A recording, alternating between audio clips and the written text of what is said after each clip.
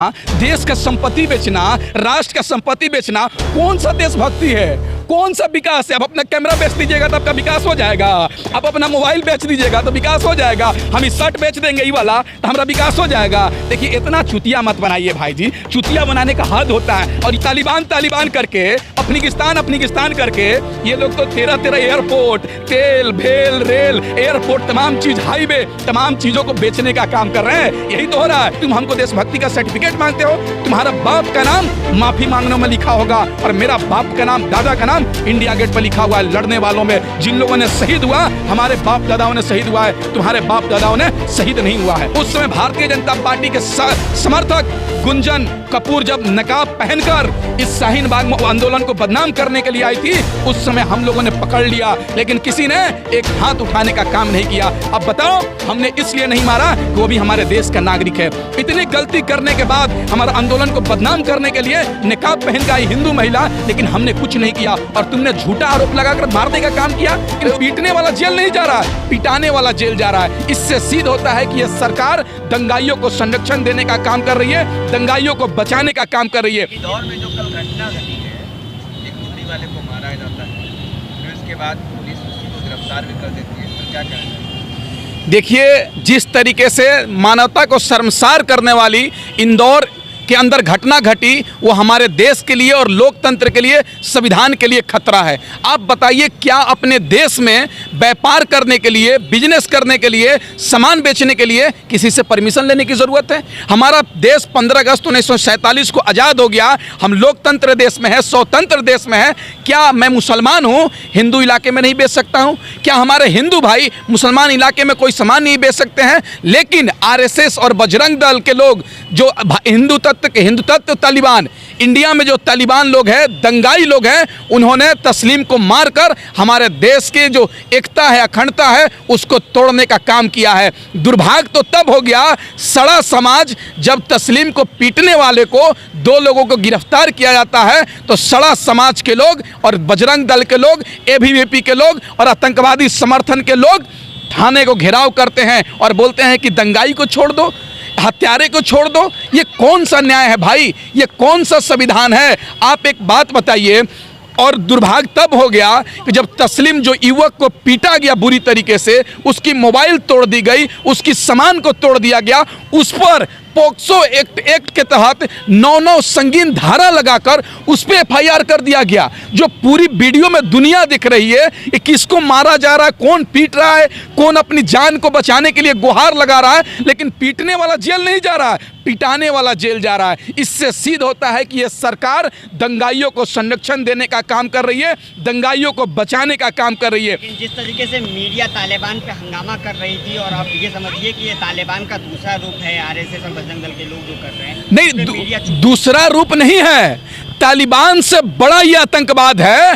तालिबान तो दूसरे देशों को, लोगों को मारता है, ये लोग अपने देश के ही अपने नागरिक को मारते हैं। इससे बड़ा आतंकवाद कोई नहीं हो सकता। एक बात बताइए, 15 अगस्त 1947 को जब हमारा देश आजाद हुआ था, हिंदू, मुस्लिम, सिख, ईसाई तमाम लोगों ने मिलकर इस देश को आजाद कराया था। जब आजादी हो गई, जो लोग अंग्रेजों के साथ तलबे चाटा करते थे, चाय पर चुस्की लिया करते थे, वो हमसे देशभक्ति का सर्टिफिकेट मांगते हैं। आप बताइए ना, मध्य प्रदेश का गृह मंत्री क्या कह रहा है?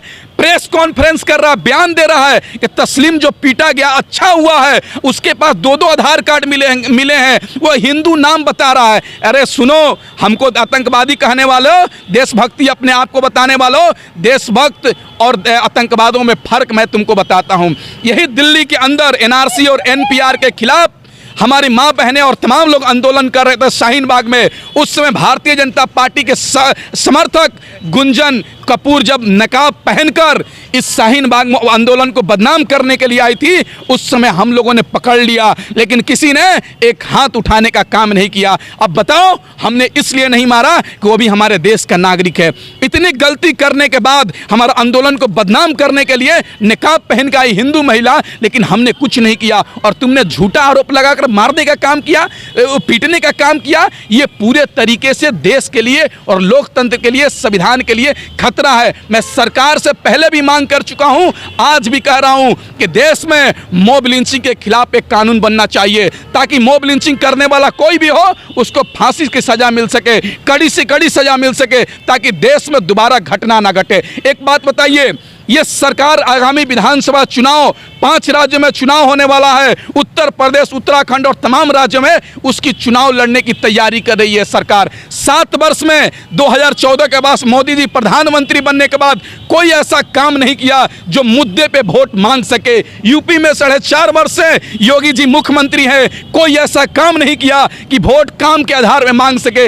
इसलिए सोच रहे हैं कि हिंदू मुस्लिम करके धर्म के नाम पर, जातिवाद के नाम पर वोट लिया जाए। देश की राजधानी दिल्ली में आपने देखा होगा, जंतर मंतर पर आरएसएस और बजरंग दल, एबीवीपी और भारतीय जनता पार्टी के लोग, दंगाई, गुंडे, आतंकवादी पहुंचते हैं जंतर मंतर और कहते हैं मुल्ले काटे जाएंगे, जय श्री राम चिल्लाएंगे, और हमारा प्रधानमंत्री फेविकोल चिपका कर बैठा हुआ है, हमारा देश का गृह मंत्री मुंह में दही लेकर बैठा हुआ है, और खुजलीवाल केजरीवाल अपने आप को सीएम कहता है, मुंह में फेविकोल लगा के बैठा हुआ है। एक समुदाय को गाली दिया जा रहा है जो देश की दूसरी बड़ी जनसंख्या है, आप उस पर बैठे हुए हैं।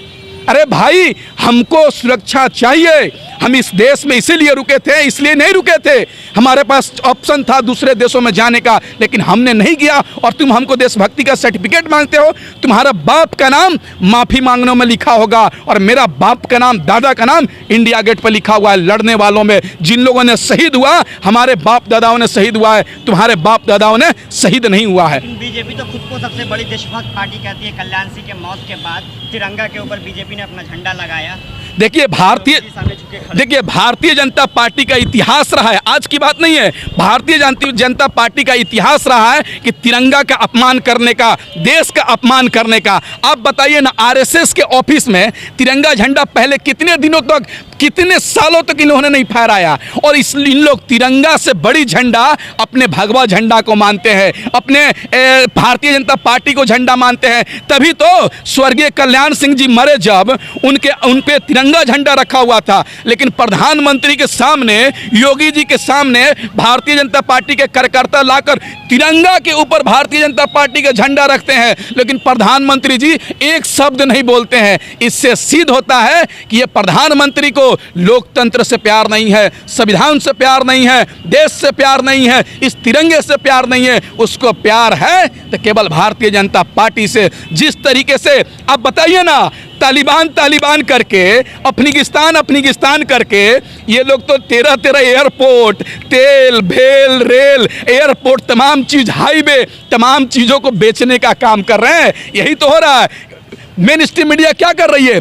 तालिबान में महिलाओं को बुर्का पहनाकर घर में रखा जाएगा, तालिबान के महिलाओं को आज़ादी नहीं है, तालिबान के लोगों को परेशानी है, खाने को नहीं है। अरे भाई, तुम अपना देखो ना, हमको तालिबान से क्या मतलब है? हमारी बहन को लखीमपुर खीरी में प्रमुख के चुनाव लड़ रही थी, जिला परिषद का अध्यक्ष का नॉमिनेशन करने गई थी, दुपट्टा छीन लिया गया, मनीषा को आधी रात में जला दिया गया, दिल्ली कैंट के अंदर 9 वर्ष की बच्ची को शमशान घाट में पंडित के द्वारा रेप कर दिया गया, और तुम बलात्कारियों के समर्थन में तिरंगा झंडा लेके निकलते हो और हमको देशभक्ति सिखाते हो। ये सरकार को उखाड़ फेंकने की जरूरत है, तभी हमारा देश बचेगा, तभी हमारा लोकतंत्र बचेगा। लेकिन सरकार जिस तरीके से अपने रेल, हाईवे बेच रही है, मीडिया का ये कहना है कि वो तो देश के विकास के लिए लगा रही है ना। अरे भाई, सामान बेचना, देश का संपत्ति बेचना, राष्ट्र का संपत्ति बेचना कौन सा देशभक्ति है? कौन सा विकास है? अब अपना कैमरा बेच दीजिएगा तो आपका विकास हो जाएगा, आप अपना मोबाइल बेच दीजिएगा तो विकास हो जाएगा, हम इस शर्ट बेच देंगे ये वाला तो हमारा विकास हो जाएगा। देखिए, इतना चुतिया मत बनाइए भाई जी, चुतिया बनाने का हद होता है। और ये पत्रकार लोग का बात मत कीजिए, ये पत्रकार लोग नहीं है, ये भारतीय जनता पार्टी का प्रवक्ता है, केवल अघोषित प्रवक्ता है। अंजना ओम कश्यप अपने आप को मोदी बोलती हैं, दीपक चौरसिया रेप बलात्कारी, वो अपने आप को मोदी जी का भक्त बताता है, अमीश देवगन अपने आप को मोदी जी का हनुमान बताता है। ये लोग भाई प्रवक्ता है, मीडिया नहीं है। मीडिया में पहले काम करते थे, अब नहीं कर रहे हैं।